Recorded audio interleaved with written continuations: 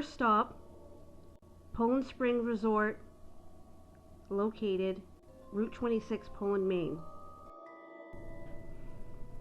The story of Poland Spring Resort starts in 1797 when it opened and was called the Wentworth Ricker Inn. 1844, Hiram Ricker went to work in the fields of the farm on the property. Hiram suffered from what was known then as dyspepsia, modernly known as indigestion.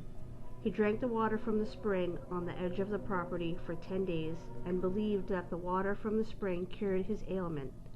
This was the first time the Poland Spring water was perceived to have medicinal qualities. In 1859, the Rickers bottled and marketed Poland Spring water as such.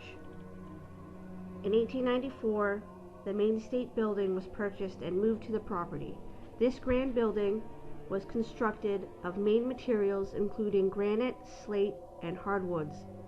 This building was an attraction for the many celebrities and politicians that stayed at the resort.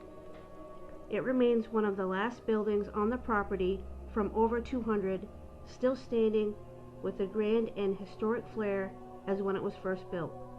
It is now used as the library and art gallery. The 1930s were harsh for everyone in America, including the Rickers. The water company, as well as the resort, were sold off to other businesses. Hiram Ricker died in 1893. He is said to still haunt the building and grounds of Poland Spring Resort today, keeping grounds and checking on guests even 120 years after his death.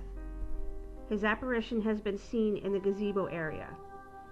Hearing footsteps and objects being moved have also been reported.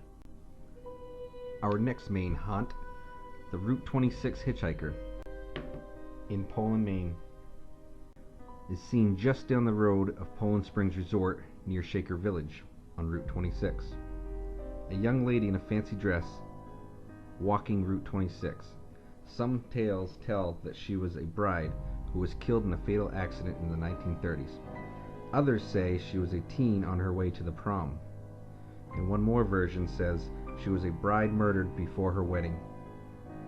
Whichever story you hear or whichever story you believe, she may politely ask passerbys for a ride, but always seem to disappear from the vehicle before she can reach her destination. Our next stop brings us to Windham, Maine, where Brown Cemetery is located just off Chute Road. This cemetery is named for the Browns that are buried there. Legend has it that 2 little girls fell down a well near the cemetery. Their bodies were never recovered, but 2 gravestones are located at the cemetery.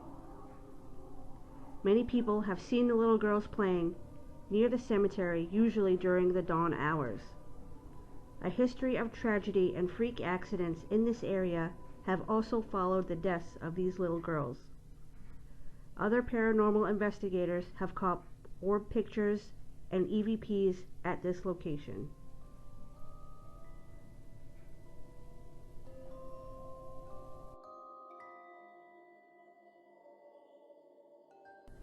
Just a few miles down the road from Brown Cemetery is Anderson Cemetery, just off the River Road.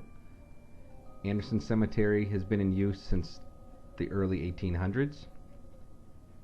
Different claims of activity here include shadow figures along the forest-lined wall, orbs, mist formations, light anomalies, voices, and vehicles being moved slightly. Toward the back of the cemetery is the tomb, where there are claims of knocks, scratches, and growls coming from deep inside. This was my 4th trip to Anderson Cemetery, and it did not disappoint, as both Tony and I felt like we were being watched the entire time we were here.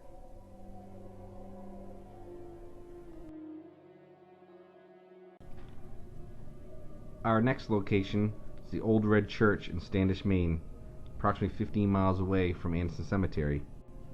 People have claimed to hear voices, seen apparitions in and out of the building, as well as sounds of dragging upstairs. The Old Red Church has been investigated several times with mixed results. Some paranormal groups were unable to complete their investigation and spend the night due to the immense amount of paranormal activity. Our final favorite local Maine haunt is 23 miles west of the Old Red Church on Route 25, Parsonsfield Seminary. In 1832, Reverend John Buzzell and several other Free Baptists founded the school in Parsonsfield. The seminary, at the level of a high school, was the first Free Will Baptist school in the United States and had 140 students, both boys and girls. The seminary staff and students became deeply involved with the abolitionist movement and operated as a stop on the Underground Railroad. Students and supporters aided fugitive slaves from the South in reaching freedom in Canada. Parsonsfield Seminary burned mysteriously in 1854, allegedly from arson by opponents of abolition. Parsonsfield Seminary closed in 1949. The two main buildings of the seminary and grounds were listed on the National Register of Historical Places in 1986. To prevent the loss of the historic Hilltop campus, the Friends of the Parsonsfield Seminary organized to preserve and maintain the property. The nonprofit, non-sectarian organization operates the Victorian buildings and grounds for use of weddings, conferences, seminars, and graduations. With the rich history of Parsonsfield Seminary, it is no surprise that there is a lot of reported paranormal activity on this property. Many other paranormal investigators have been here and have caught apparitions and temperature changes on camera. Many people have experienced hearing voices and being physically touched and even pushed in the old dorm rooms. Many people will not go on the grounds alone, and most can feel the energy and feeling of being watched on this property.